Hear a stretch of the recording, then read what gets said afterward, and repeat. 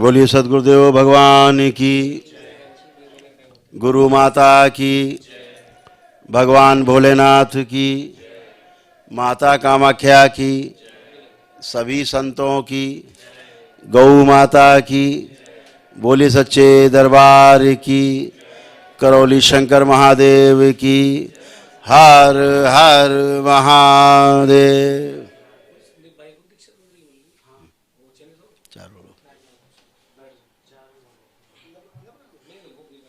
नहीं बुला लो, सबसे पहले नहीं कर देंगे। दरवेश सब लोग बैठ जाएंगे, चारों लोग, वहाँ जगह नहीं है। खुश बैठ बैठ, एक किनारे आ रहा।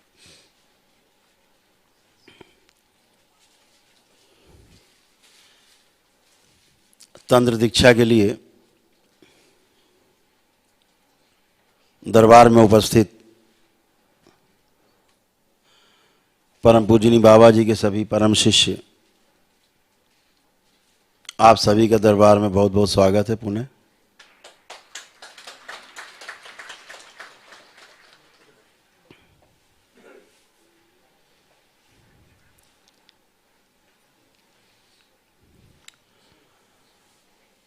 आज आपका एक बहुत महत्वपूर्ण आयाम में, सूक्ष्म जगत के आयाम में आपका प्रवेश होने जा रहा है।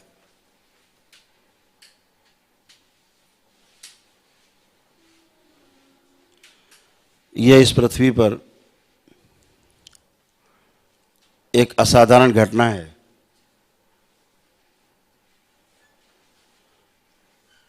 जहां पर इस तंत्र दीक्षा के समय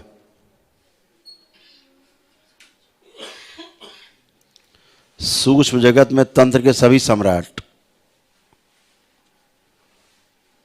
यहां उपस्थित हैं और उनका संरक्षण आप सभी को प्राप्त है।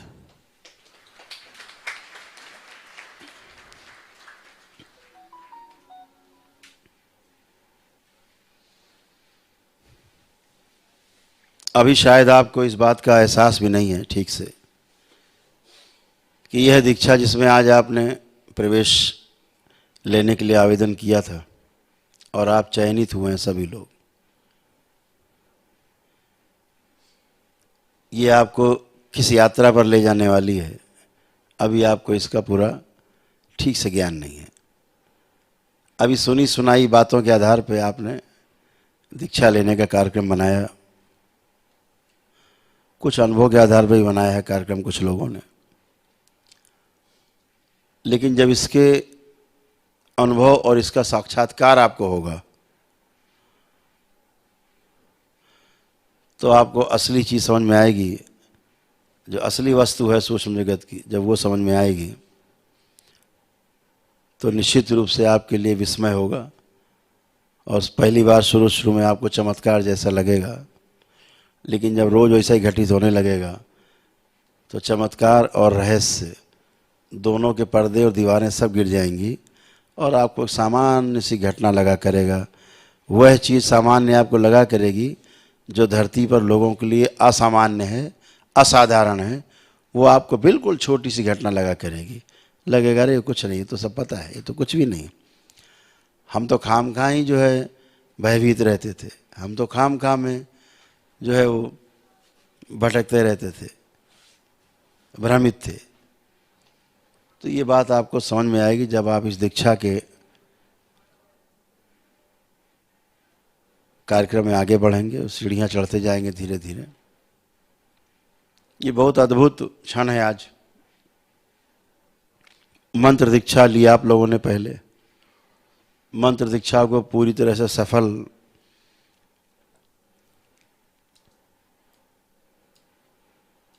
करके आपने तंत्र दीक्षा में प्रवेश लिया। इस तंत्र दीक्षा में तंत्र का अर्थ व्यवस्था है। ये बात हमेशा अंदर रखिएगा हृदय में।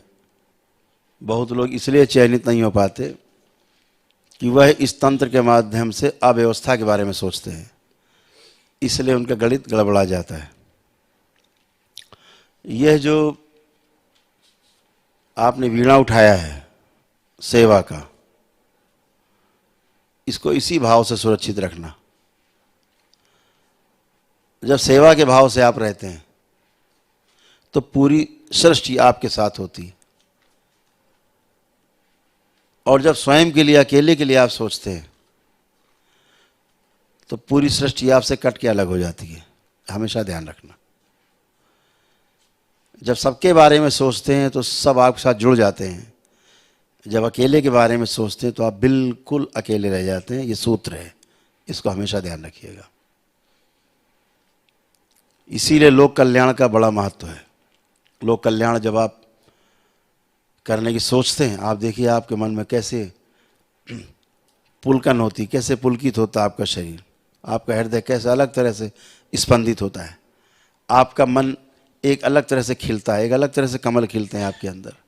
सोच के, आप कभी सोच के देखो, किसी की मदद करनी है, आपके अंदर कैसे कैसे भाव उठते हैं, तरंगें उठती हैं, अद्भुत, आपको बहुत अच्छा लगता है।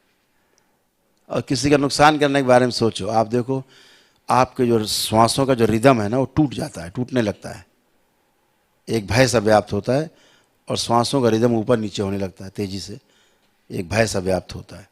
और जब किसी की मदद करने के लिए आप खड़े होते हैं तो आपके श्वासों का जो रिदम है, जो उसका संगीत है ना, एकदम प्रेम से चलता है, बहुत आनंदमय होता है। तो चाहे भूख भी लगी हो, प्यास भी लगी हो, वो आपको सताती नहीं। तो इस बात को हमेशा ध्यान रखना है कि हमें सेवा के भाव से कार्य करना है। दरबार का यही लक्ष्य है कि आप जैसे लोग जिनको सेवा का भाव अंदर है, उनको आगे लाया जाए, आपको शिक्षित दीक्षित किया जाए और आपकी क्षमता बढ़ाई जाए, सृष्टि का आप में और आपको सृष्टि में समावेशित किया जा सके, आपको शक्ति का वो पुंज बनाया जा सके जिससे गंदी और आसुरी शक्तियां, मानव जाति के खिलाफ काम करने वाली शक्तियां, उसके विरुद्ध सोचने वाली और करने वाली शक्तियां दुबक के बैठ जाएं कोने में, भयभीत हो जाएं, और फिर अच्छे अच्छे कार्य हो सके मानव जाति के लिए। तंत्र का जो क्षेत्र है बहुत विशाल है। जहां पर मनुष्य की पहुंच नहीं हो पाई वहां भी तंत्र है, जहां किसी जीव की पहुंच नहीं है वहां पर भी तंत्र है, एक व्यवस्था के तहत वो भी है। अगर किसी ग्रह में मनुष्य नहीं पहुंच पाया तो वहां भी तंत्र है, वो भी एक व्यवस्था है। तो तंत्र हर जगह उपलब्ध है। आवश्यकता उसमें केवल यात्री की है कि जो यात्री है वो किस भाव से यात्रा करना चाहता है, स्वयं के लिए या सबके लिए। मैं बार बार कहता हूं कि जब स्वयं के लिए काम करना होता है तो ध्यान देने की आवश्यकता पड़ती है और ध्यान करने की आवश्यकता पड़ती है। दो तरह से हमने आपको चीज़ें बताई हैं। तो जब भी समाज में आप जीने जाते हैं लोगों के साथ, तो आपको ध्यान देना पड़ता है। जब स्वयं के साथ जीते हैं लोगों के साथ तो ध्यान देने की आवश्यकता पड़ती है। जब अकेले जीने जाते हैं केवल, तो वहाँ ध्यान करना होता है। ध्यान करते करते ध्यान होना होता है। ध्यान होते होते सविकल्प से निर्विकल्प की ओर यात्रा होती है और फिर सदा सदा के लिए खो करके पाना होता है। ये एक व्यवस्था है। तो आज जिस तंत्र दीक्षा में आप दीक्षित होने जा रहे हैं, ये साधारण दीक्षा नहीं। यहाँ परम पूजनी बाबा जी जैसे महागुरु की उपस्थिति है, माँ की उपस्थिति यहाँ पर है। माँ के साथ हमारी सभी माताओं की उपस्थिति है यहाँ पर, जिनका संरक्षण आपको और आपके परिवार को मिला हुआ है, जिन्होंने आपको शुद्ध और बिल्कुल शुद्धि की है और आपको जीने लायक बनाया है, जिंदा रहने के लिए, और जिंदा जीने लायक बना दिया है आपको। वो सब लोग यहाँ उपस्थित हैं। उनकी दृष्टि के नीचे आपकी दीक्षा होने जा रही है, ये ध्यान रहे। ये भी आपको ज्ञात है कि इस दरबार से कोई बात छिपी नहीं रहती।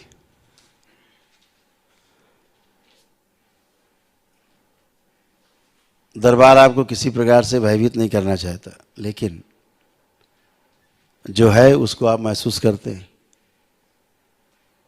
जो नहीं है आपकी दृष्टि में, लेकिन वो है, और उसी को शिव कहते हैं। जो ना होते हुए भी है,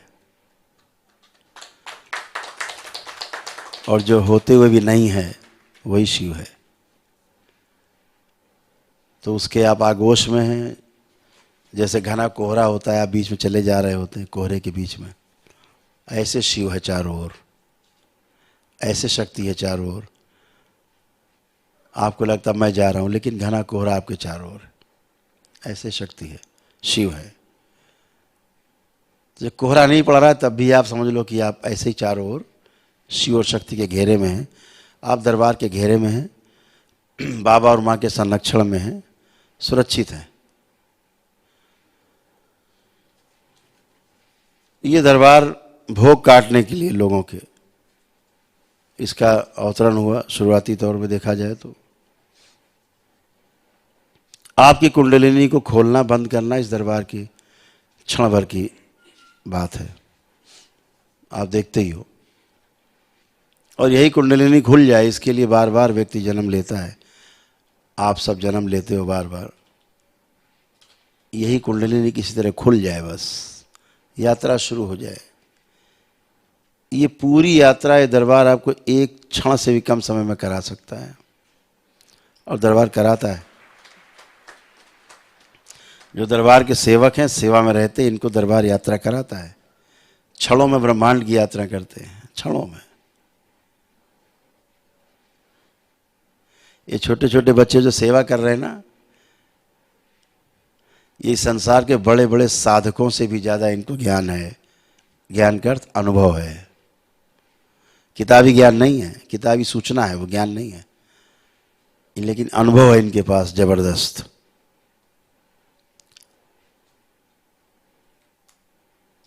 इस दरबार में देवी देवता सभी जितने पूज्य हैं, सभी यहाँ पर उपलब्ध हैं। आपकी सेवा करते हैं, आपकी रक्षा करते हैं। भगवान भोलेनाथ और माँ के होने के कारण ये सभी देवी और देवता सदैव सक्रिय रहते हैं, एक अच्छे भाव से। आप दरबार के गेट में अंदर घुसते हो, कितना भी कलुषित भावना का व्यक्ति हो, अंदर घुसते ठंडक महसूस होती है। एक उसको आनंद का अनुभव होता है, उसको एक आनंद का अनुभव होता है।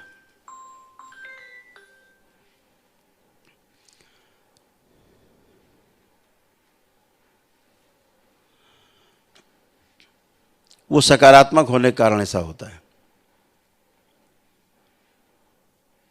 बहुत कुछ है इस दरबार में, जिसे भी धरतीवासी समझ नहीं पा रहे हैं, क्योंकि उसको समझने के लिए वैसा होना पड़ेगा। समझने के लिए समझदारी का विकास करना होगा उनमें, और अगर समझदारी विकसित नहीं हुई है तो दरबार के बारे में समझने में कठिनाई बहुत है। मैं देखता हूँ हमारे बीच में बहुत लोग रहते हैं, उन्हें लगता पता नहीं क्या हो क्या रहा है, ये उनके समझ में नहीं आता ये हो क्या रहा है, क्या है ये।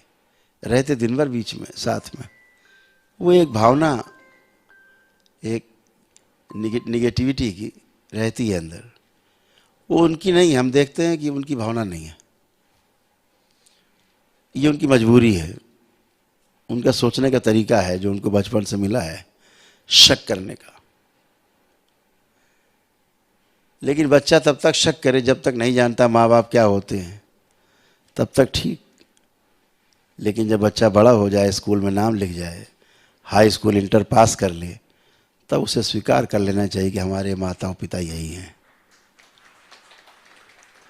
और अगर फिर भी ना स्वीकार कर पाए हृदय, तो फिर अपनी असलियत पे संदेह करना चाहिए कि फिर हमारी असलियत में कुछ संदेह है जरूर, अपनी ओर दृष्टि जानी चाहिए कि कहीं गंदगी अपने में बहुत गहरे में है, जो अपने माता पिता की पहचान नहीं कर पा रहे।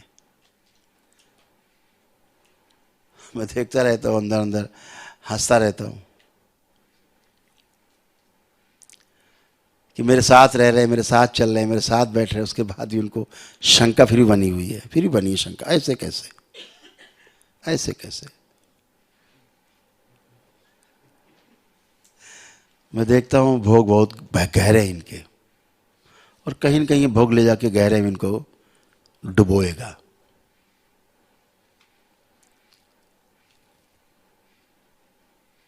तो सबसे गहरी बात यह है कि मैंने कल भी लेक्चर में ये बात कही थी, रात्रि में जब मंत्र दीक्षा का कार्यक्रम चल रहा था, कि आस्था, विश्वास और श्रद्धा जो है आपका सबसे बड़ा अस्त्र है। जितना गहराई में आपके अंदर होता है, जितना गहरे भाव में होता है, वैसे ही रस रसायन आपकी शरीर में, आपके बॉडी में बनना शुरू होते हैं। शरीर एक पात्र बन जाता है, खिला हुआ कमल बन जाता है, जिसमें ओस की बूंदें टपकती हैं ऊपर से, वो ग्रहण करता है खुला कमल की तरह। अगर बंद कमल है तो ओस गिरे चाहे पानी गिरे, वो ग्रहण नहीं कर पाता है। खिला होना जरूरी है, खिलखिलाना जरूरी है, खिले हुए कमल की तरह। आस्था, विश्वास, श्रद्धा जरूरी है। नसों में उस आस्था, विश्वास और श्रद्धा जितनी दौड़ेगी, उतना ही शरीर और जीवन दोनों उसके पात्र बनेंगे। आप एक उस साधना की ओर बढ़ रहे हैं जो आपको शक्तिशाली बनाएगी, आपके जीवन को शक्तिशाली बनाएगी, और आप इतने शक्तिशाली बन सकते हो कि लोग आपको ईश्वर के रूप में पूज भी सकते हैं, भगवान के रूप में भी देख सकते हैं आपको। इतने शक्तिशाली भी आप बन सकते हो।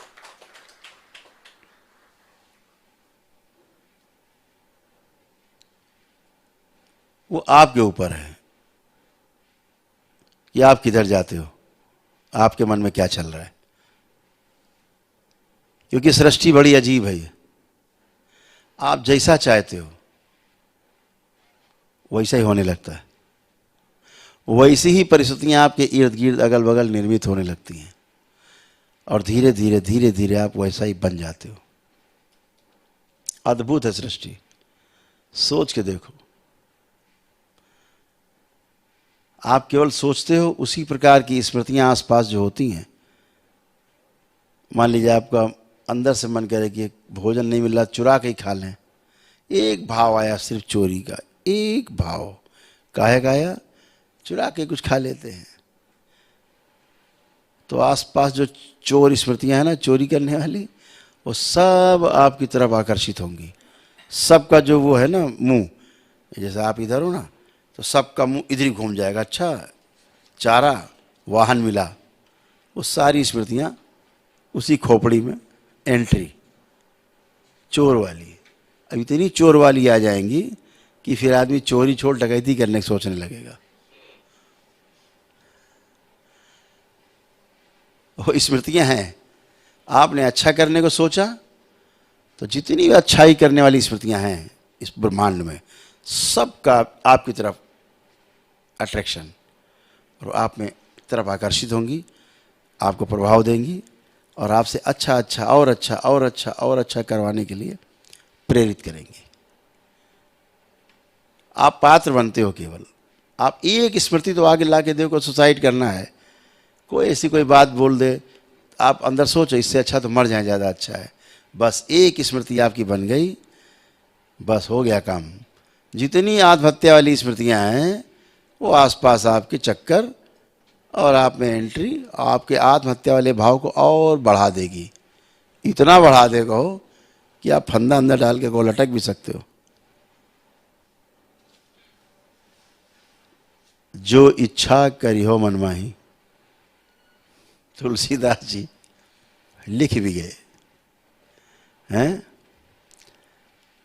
वही होने लगेगा।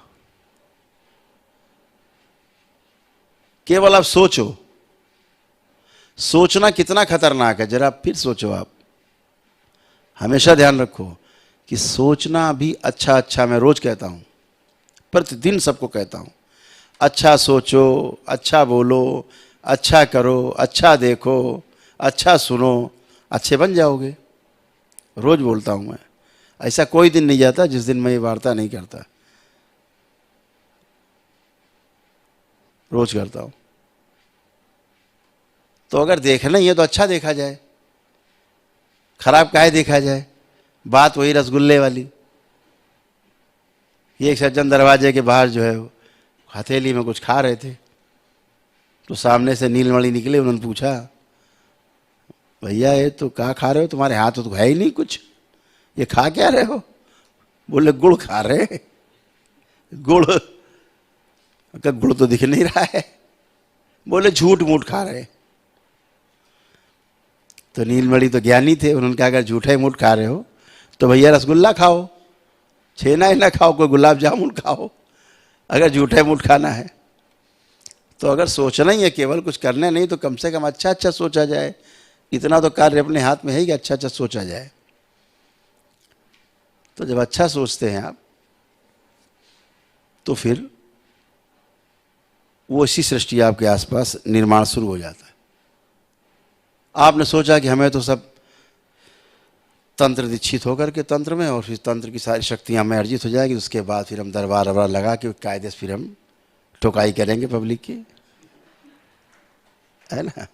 जहां ऐसा सोचा बस उतने ही भर के रह गए। आपकी जो प्रगति है वो थम गई। प्रकृति देख लेगी, ओह अच्छा इतने भर के लिए हो, ठीक है लगाओ दरबार करो, वहीं अपना छू छा करते रहो, उससे आगे नहीं बढ़ोगे, जाम। और अगर आपका लक्ष्य बृहद है, आपका लक्ष्य एकदम पवित्र है, कौन सा लक्ष्य है? हमें सेवा करनी है। बाकी तो सब बाय प्रोडक्ट है, शांति हो, चाहे धन हो, सुख हो, कुछ भी हो, वो सब बाय प्रोडक्ट है, वो सेवा से निकलता है। पता है आपको, इस दरबार में जब हम चिकित्सा करते थे आयुर्वेद की, तो हम फ्री चिकित्सा करते थे। हमारे साथ 8 डॉक्टर बैठते थे, हमारे सहयोगी। और इस समय 11 बजने वाला है रात में, इस समय से लाइन लगना यहाँ शुरू हो जाती थी सुबह के लिए। यानी सुबह हम बैठते थे चिकित्सा करने के लिए 6 बजे 7 बजे, तो रात में 11 बजे से लाइन लगना शुरू हो जाती थी। भयानक सर्दी में भी, जैसे मान लो मौसम सर्दी का है, लोग रजाई ओढ़ ओढ़ के बैठते थे लाइन लगा के, ऐसे लाइन लगा के लंबी। ये बैठे हैं उस्ती हमारे साथ है, ये भी ये सब चिकित्सा करते थे, कई लोग यहाँ मौजूद हैं।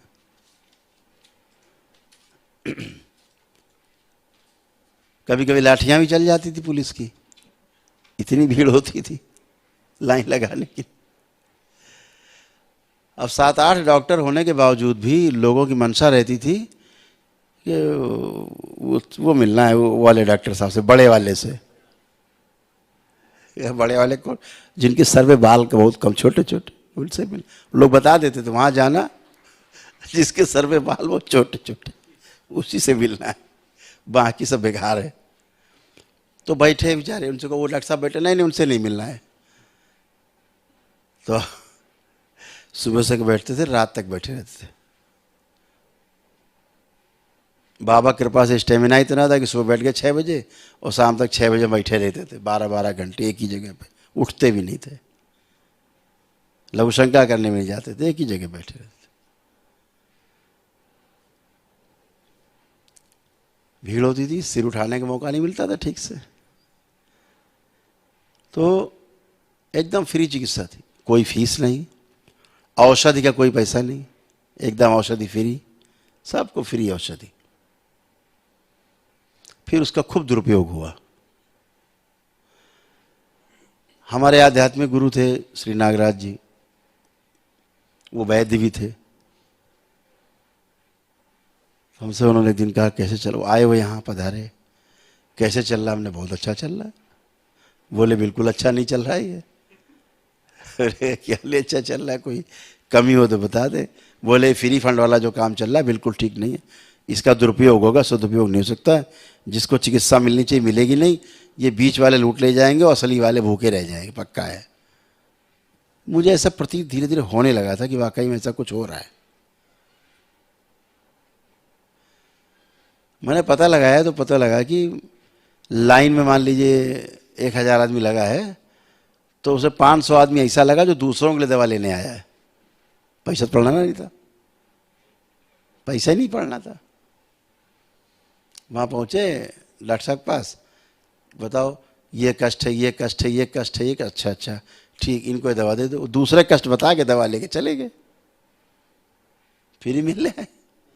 अब वो घर में रखे कि फलाने रिश्तेदार हमारे आएंगे, उनके रिश्तेदार फ़ोन करते यार चले जाना, हमारे लिए दवा ले आना वहाँ से। और तो लोग आके लाइन लगा के ले जाते। अब वो दवा रखी है, रिश्तेदार आए कि नहीं आए, पैसा तो लगा लिए, तो फेंक दिया नाली में उन्होंने। ऐसे दुरुपयोग खूब हुए, बहुत दुरुपयोग हुए। नागराज जी ने कहा, फिर हमने उसको चार्ज शुरू किया, तो 10 रुपये लगाया पहले, फिर 20 रुपये किया, फिर भी भीड़ नहीं मानी, भीड़ उठा पटक, 50 रुपये किए, 100 रुपये किए, भीड़ नहीं मानी तो नहीं मानी, 500 रुपये लगा दी, भीड़ कम हो जाए, भीड़ और बढ़ गई।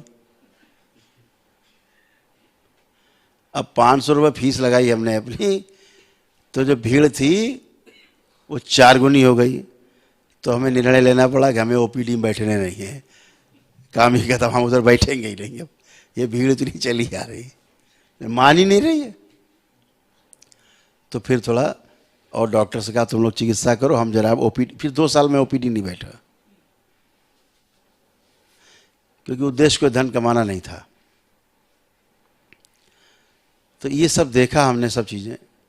तो आप इस दीक्षा के बाद एक अच्छे लेवल पे पहुंच करके, वहाँ जहाँ पर आप स्वयं सुरक्षित हो जाएं पहले, कि हम किसी की चिकित्सा करेंगे, किसी का हम सहयोग करेंगे, तो हम पूरी तरह सुरक्षित रहेंगे।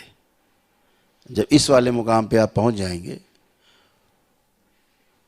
तो फिर आप व्यवस्था बना सकते हैं। कोई एक व्यवस्था तो बनानी पड़ती है, लेकिन वो एक पवित्र व्यवस्था हो, जिसमें आपके तमाम साथी शामिल हों। जैसे आप सब शामिल हैं, हमारे साथ हो रहे हैं धीरे धीरे। पता नहीं किसको कहाँ की क्या व्यवस्था मिले, किसको कहाँ की जिम्मेदारी मिले, कल को किसको विदेश जाना पड़े, किसको देश में जगह जगह जा कर के दरबार जो बन रहे हैं नए नए जगह, वहाँ जा कर के जिम्मेदारी संभालनी पड़े। आप में से मान लीजिए आज 165, एक करीब 250 लोगों को आज दीक्षा मिल रही है। 175 हो गए, 177 लोग हो गए हैं, 173 थे, 4, 177 लोग हो गए, 4 लोग बढ़ गए ना इधर, 177 हो गए। तो 10% लोग ऐसे निकलेंगे जो फुल टाइमर होंगे। कहते गुरुजी हमारा फुल टाइम है, कोई काम नहीं, आप बताओ क्या करना है। ऐसे निकलेंगे 10-15 लोग, 20 लोग ऐसे निकलेंगे हर महीने। तो इनका सदुपयोग और ज़्यादा उन पर कसाई की जाएगी, थोड़ा और रगड़ाई की जाएगी ज़रा उनकी ढंग से। जैसे दरबार के सेवक हमारे साथ रहते हैं, इनकी खूब रगड़ाई होती है, ये रंदा लगा के रगड़ाई होती है इन सबकी, है ना। ये हमारे साथ सब ऊपर बैठते रोज़, हमारे बैठने का टाइम हो रहा रात को 12 बजे के बाद, ये सुबह 4 बजे तक 5 बजे तक सब बैठते हैं हमारे साथ। इन पे सब पे रंदा चलता है एकदम से ऊपर से उठा पटक। तो ये इतने तगड़े हो गए हैं कि इनके आगे एक नहीं 1000 तांत्रिक खड़े कर दो, बेहोश हो जाएंगे, भाग जाएंगे, रुकेंगे नहीं, एक के आगे नहीं रुकेंगे, इतने मजबूत हो गए हैं रंदा से। और ये तब है कि इनमें से किसी ने कोई तंत्र दीक्षा नहीं ली है अभी, ये सेवा से, केवल सेवा से ऊपर पहुंच गए हैं, केवल सेवा से, समर्पण से।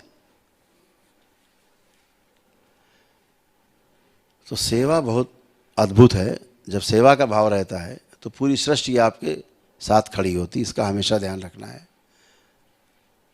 आपके भाव से ही, कहते नहीं भाव सागर के पार जाना है। भाव सागर मतलब भाव, जो भाव हैं, भाव का ही तो सागर है, उसी में तो गोते लगा रहे हैं हम लोग। उस भाव के ही कारण तो आप यहाँ बैठे हो।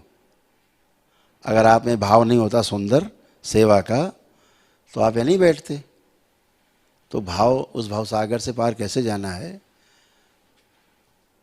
कि अपने जो भाव हैं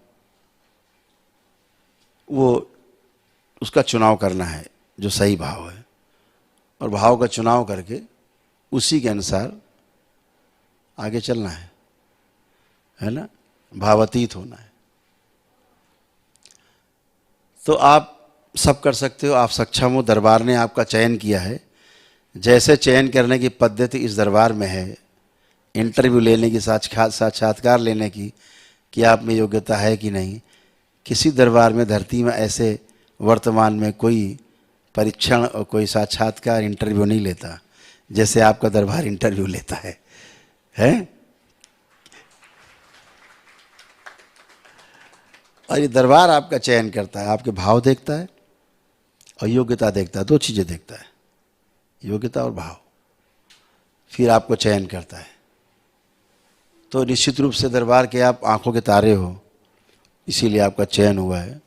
और हम भी ये इस बात की हम आशा रखते हैं कि आप सभी इस पर खरे उतरेंगे। तंत्र दीक्षा के बाद आप जप के बाद जब दशांश करेंगे तो आपको इसके अद्भुत परिणाम जाप करते करते दिखने लगते हैं। ऊर्जा इतनी ज़बरदस्त ऊर्जा होती है, मंत्र दीक्षा में इतनी ज़बरदस्त ऊर्जा है। तो तंत्र दीक्षा है तो बहुत बड़ी ऊर्जा है, विशाल ऊर्जा है। हम सब देखते हैं यहाँ जब कोई तंत्र दीक्षा का आता है ना बाबा का चेला, तो गुरु जी जरा हमारा दशांश, तंत्र वाला दशांश हमारा सेट कर दो। देखते हो आसमान में उसकी लपटें उठ रही होती हैं, ऐसी आग की लपटें उठ रही थी उसके ऊपर से आसमान तक, मतलब कोई देख ले दृष्टि से डर जाए, तो उसको सेट करते हैं आज्ञा चक्र। ये तो पहला आयाम है, पहला आपका पहली सीढ़ी है आपकी तंत्र दीक्षा की। ऐसी 20 सीढ़ी अभी आगे और हैं जो आपको और बलवान बनाएंगी और ताकतवर शक्तिशाली बनाएंगी और सेवा के लिए और ज़्यादा कर्मठ आपको बनाएंगे।